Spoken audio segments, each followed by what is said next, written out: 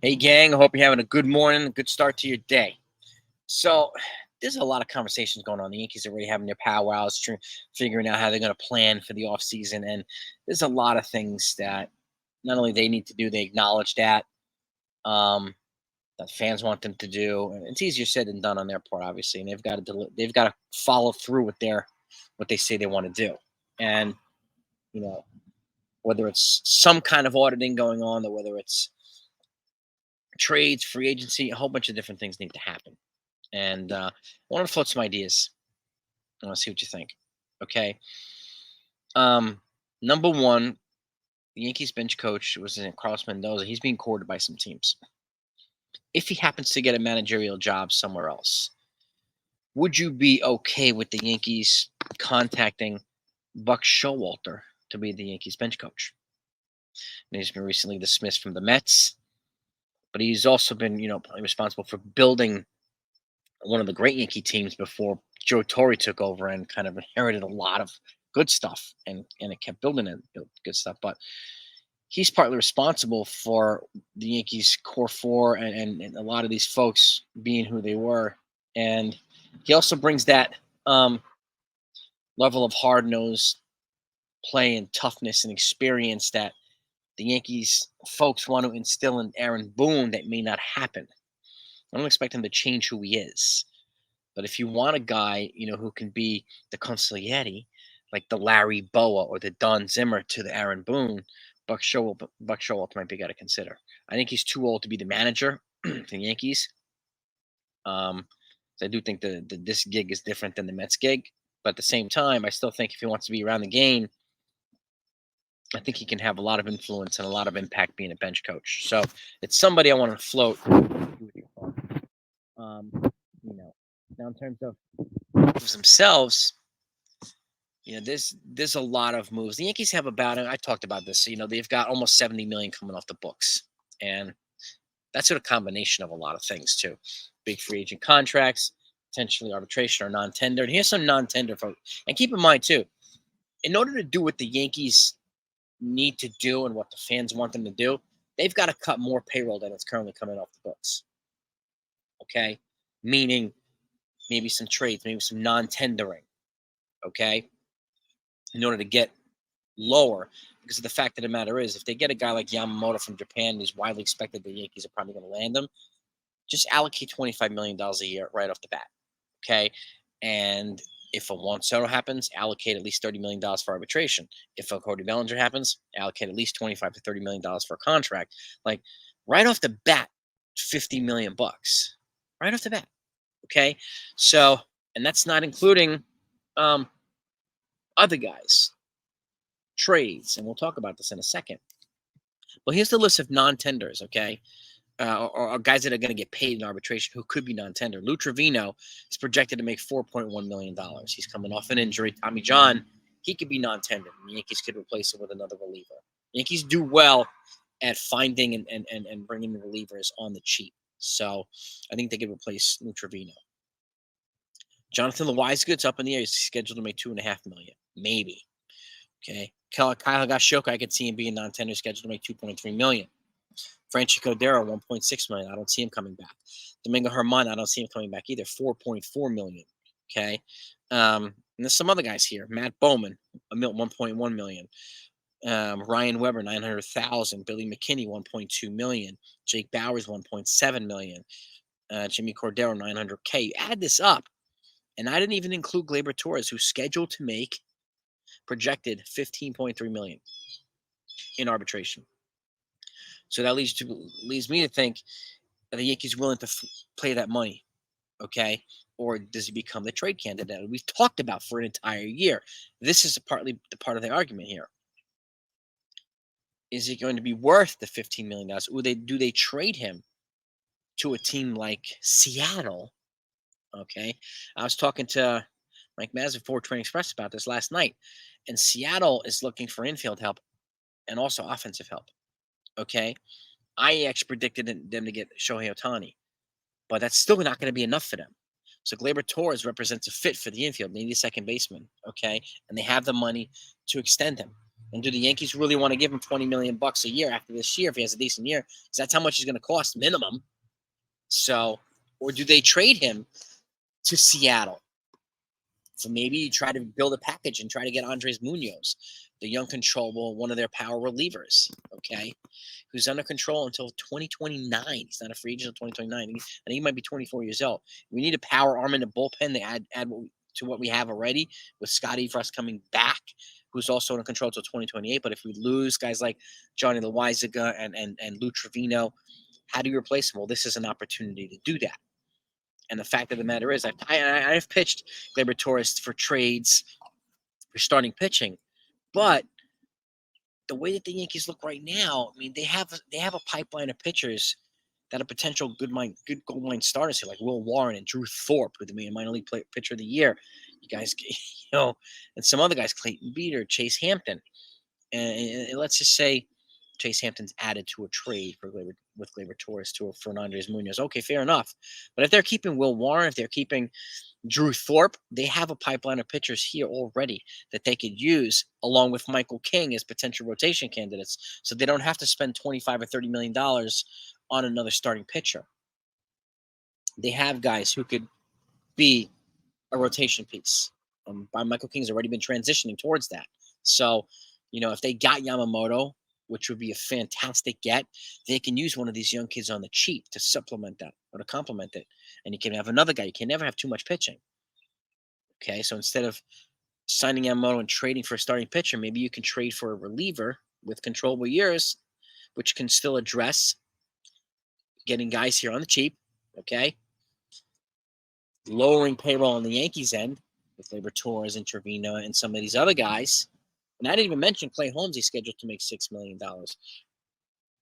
If they get somebody, if they trade for somebody like Munoz, do they move or non-tender Clay Holmes? We don't know. We don't know. And they've got Tommy Kahnle here for another year. Take Clay Holmes, got one more year before he's a free agent. So if they get enough this offseason, do they non-tender Holmes, who's scheduled to make $6 million? He's been their closer on and off for the last 2 years. So is Munoz an upgrade? Yes. It's younger. It's going to be cheaper for the next bunch of years. So just a thought. There's other ways the Yankees can drop money or cut money from payroll by non-tendering guys. And Clay Holmes is on the list, $6 million. Who else is on here? Nestor Cortes is on here. Okay. Could he be a short inning or a long relief guy to replace somebody like Clay Holmes? Potentially. $3.9 million for Nestor Cortes. Okay, you got Jose Trevino on here, and I do think Jose Trevino is probably going to be projected back here to be platooning with Austin Wells. I think if they non-tender Kyle Gashoka, Ben Rortvedt would be the top guy, probably with Ben Rice at AAA.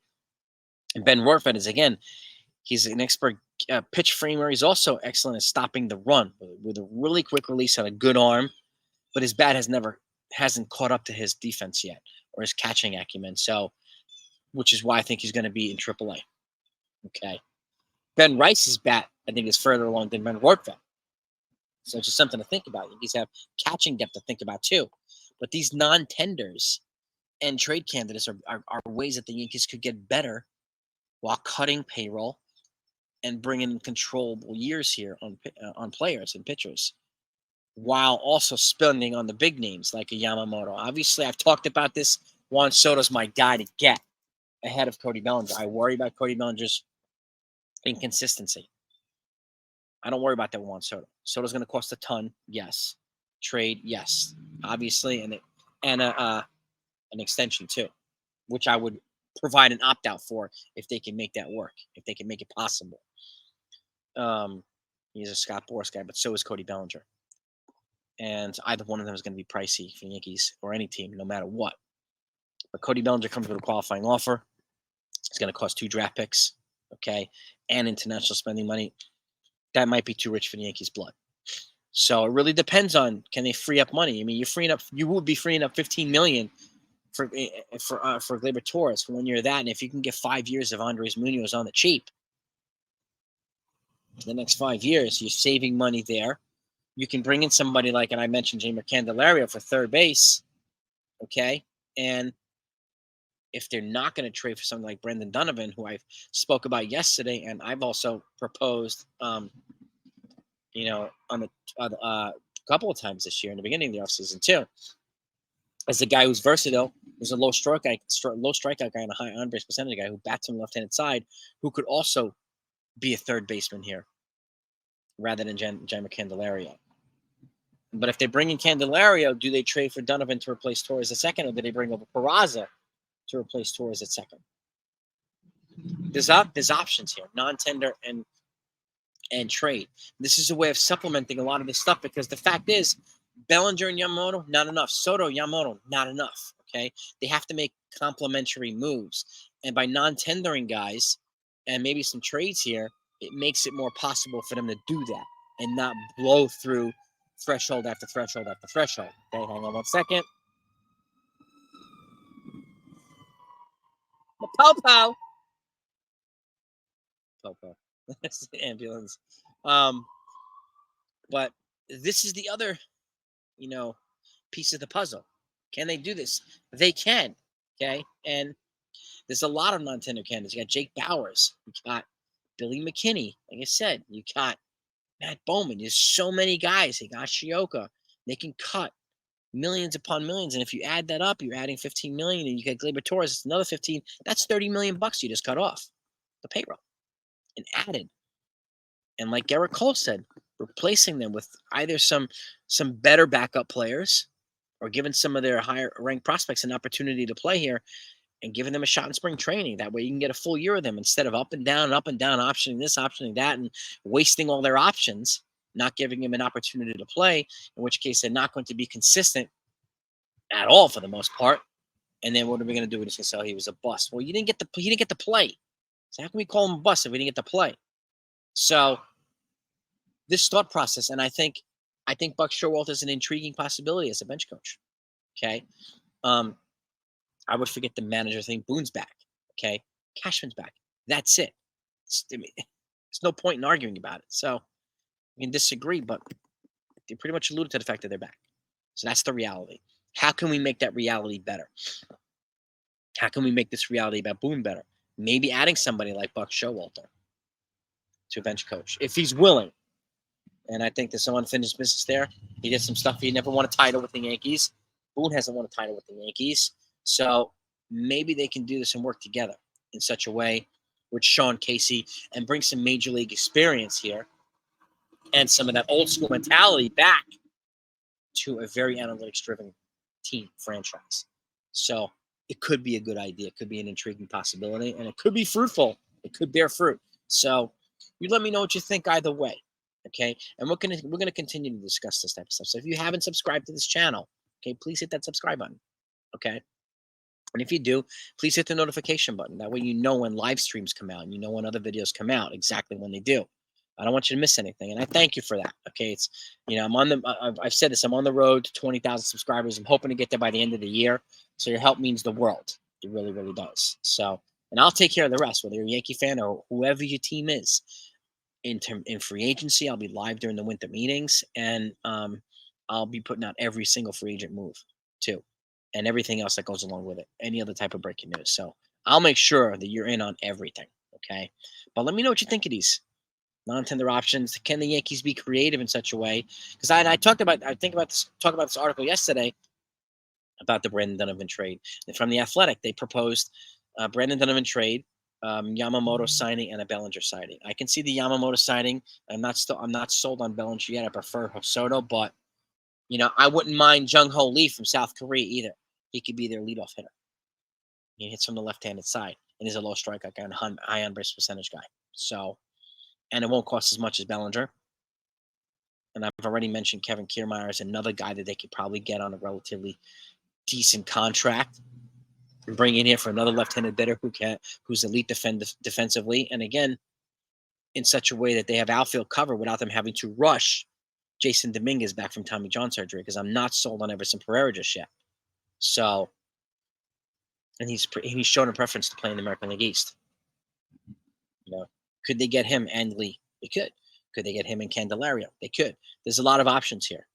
A lot of options. But again, that's going to require and making the Gleyber Torres trade easier to stomach and more justifiable in such a way so that we can credibly replace his offensive production while getting better defensively at the same time. Because that's what we're going to need to do. Candelario replaces it. Kiermaier to a degree. But if you get Kiermaier and Candelario, Kiermaier and Lee, you've more than replaced Gleyber Torres' production. Okay? And I would give Yamamoto and Lee an adjustment period too.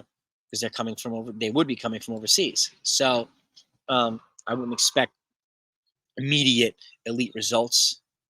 But some semblance of production would be great. And which is why there's some other guys here. But I would look out for the non-tenders. I will look out for the trades, and I think Seattle's proposing themselves as a good, viable contender here. And they have a piece. I would love Logan Gilbert or George Kirby, and I talked to Mike about this last night as well. But I don't think that's going to be a thing. If they can somehow get Andres Munoz here for the bullpen, that's the ad that they need for the bullpen on the cheap, rather than spending $100 million plus for Josh Hader, who a lot of us would love. But this is a way of doing it while not preventing other signings from happening. Okay, let me know what you think. Let's talk about this. Have a great day. Talk to you next time.